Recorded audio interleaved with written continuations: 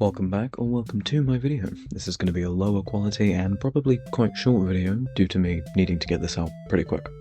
But let's get into this. The Help Wanted 2 DLC just dropped, and it's not as long as I think a lot of people, myself included, expected, but personally, I quite liked it. This video is going to make a lot of mentions to the Mimic, whose backstory so far resides within the books. So this is going to be an egregious summary of events, just so you know the basics for anyone, unfamiliar. A long time ago from the current FNAF events, a man named Edwin Murray made a robot called the Mimic to mimic, and play with his son, David. David and the Mimic had matching white tiger plushies, this will be important later, and spent all of their time together. And so obviously the Mimic began to mimic David. Shocker. But one day, David was killed by a car. After this, the Mimic continued to mimic David, which made Edwin go into a blind rage, infecting the Mimic with his agony as he beat the shit out of it.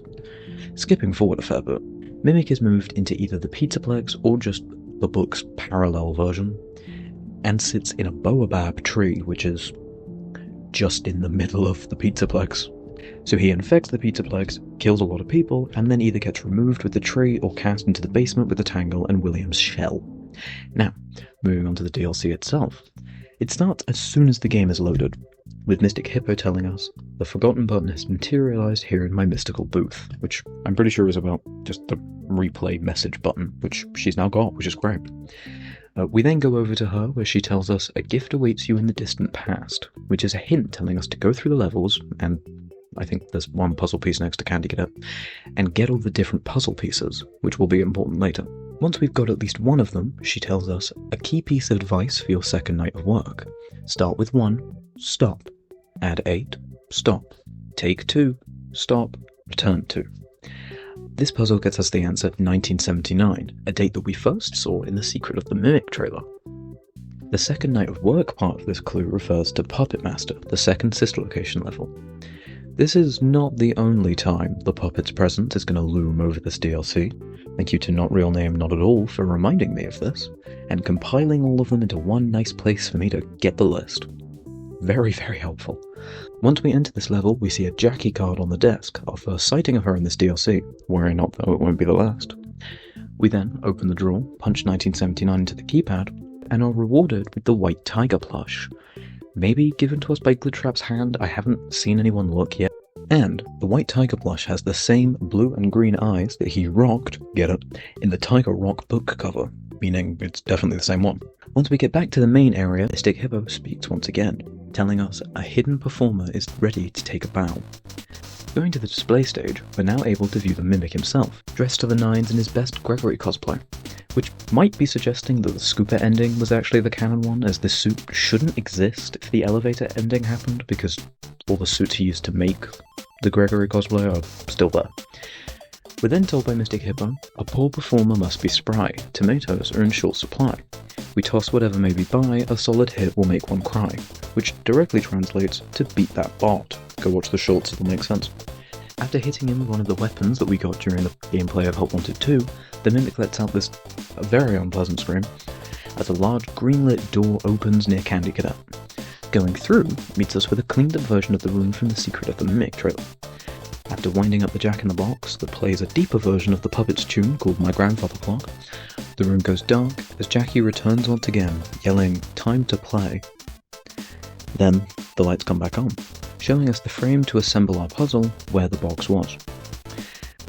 Once the puzzle is assembled, it shows us this house that kind of looks as if a gift shop and a pop-up haunted house, had a baby. It's an interesting looking place. After the puzzle's fully made, the house itself will actually appear, with, what I found interesting, a stained glass mural on the front, showing a blue Bonnie and a golden Freddy, above, this travelling cart, and there's a lot of sun and moon imagery. It's very lore-baity. Not in a bad way.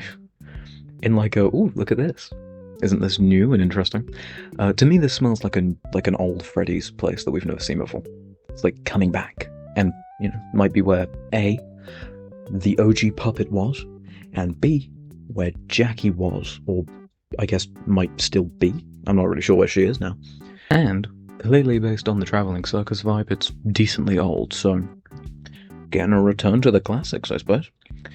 There's a mailbox in front of the house with the numbers 4625 on it. If we take off our vanny mask in this room, the house disappears, the puzzle changes to a van, and the van itself in the puzzle appears next to the table, opening its doors to reveal the mixus terminal. Mixus terminal? Mixus? I'm gonna say whichever one comes to my brain first, I'm sorry. Enter 4625 onto the keypad on the front, and Chad Bonnie himself appears, playing what seems to be his exact animation from Ruin, which I'll get into in a sec. Before the doors slam closed and the van speeds off, likely meaning one of two things.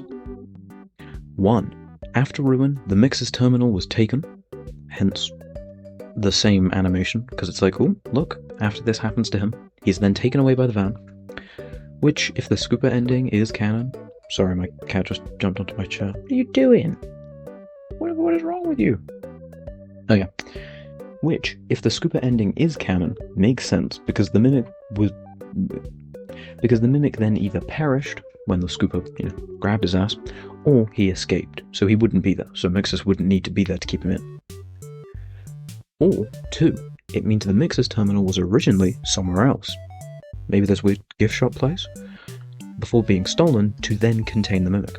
By the way, if you have a different theory on what this means, let me know in the comments, because I don't know. I'm not 100% sure on either yet, because we don't have all the evidence, so I want to hear some different opinions. But, after Mixus is stolen, the credits roll. We return back to the main area, and now Jackie herself is able to be viewed on the stage, in her first new render. And I'll be honest here, I love her. She's creepy, she's awesome, and she's got little design elements that remind me of some of my favourite characters throughout the franchise, namely Ennard, Baby, the puppet, and even without those, the design just works. And with that, the DLC closes. So, now on to my opinion. I quite liked it. I had got myself hopeful for something a little bit closer to the Curse of Dreadbear DLC for the first game, but I don't think that's a reason to dislike what we got. While I think a new level would have been very cool, I'm still very pleased with the breadcrumb-like trail of clues that Steel was giving us in the lead-up to Secret of the Mimic. It feels like a good balance of the old FNAF teaser style and the puzzles with the new era's presentation, and I really do think it's worked well. And with that, I'll wrap this up. Your reward for watching, of course. I hope you've enjoyed this video. Like and subscribe if you have and you'd like to see more. And check out my shorts. I've got a series on there where I take the place of a hapless night guard going toe-to-toe with every single animatronic. I've so far got 3 of them out, I think. The Foxy, Bonnie, and Chica. Bye.